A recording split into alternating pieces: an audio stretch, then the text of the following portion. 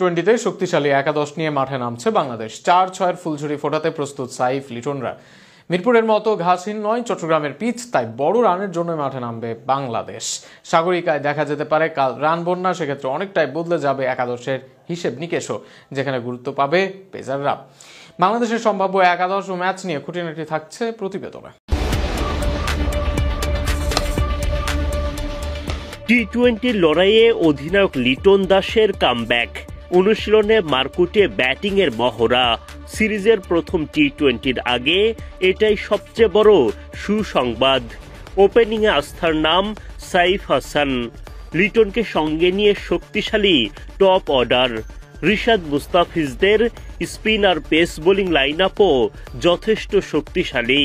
তবে দুশ্চিন্তার বড় কারণ মিডল আর লোয়ার মিডল অর্ডারের ব্যাটিং বিপর্যয়।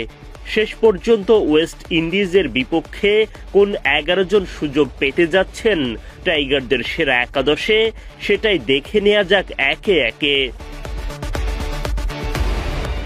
ওপেনিংয়ে সাইফ হাসানের জায়গা পাওয়া নিয়ে কোনো সংশয় নেই। ব্যাট হাতে নিয়মিত টিম ম্যানেজমেন্ট ও ভক্তদের আস্থার প্রতিদান দিয়ে যাচ্ছেন তিনি। ওপেনিংয়ে সাইফের সঙ্গী হতে লড়াই চলবে দুই বাঁহাতি তানজিদ তামিম ও পারভেজ ইমনের মধ্যে। তাদের দুইজনের যে কোনো একজন সুযোগ পাবেন একাদশে। সেই প্রতিযোগিতায় তামিম খানিকটা এগিয়ে। নাম্বার 3-এর দুশ্চিন্তা কমেছে চোট কাটিয়ে অধিনায়ক লিটন দাস ফেরায়।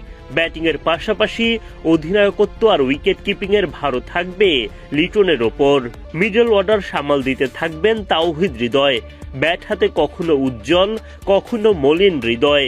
ওয়েস্ট ইন্ডিজের বিপক্ষে জয় পেতে গেলে তার উজ্জ্বল রূপটাই দেখাতে হবে। একাদশে টিকে থাকতে জাকের আলী অনিক ও শামীম পাটোয়ারির মধ্যে লড়াই চলবে। সাম্প্রতিক সময়ে জাকেরকে নিয়ে আলোচনা সমালোচনা কম হয়নি।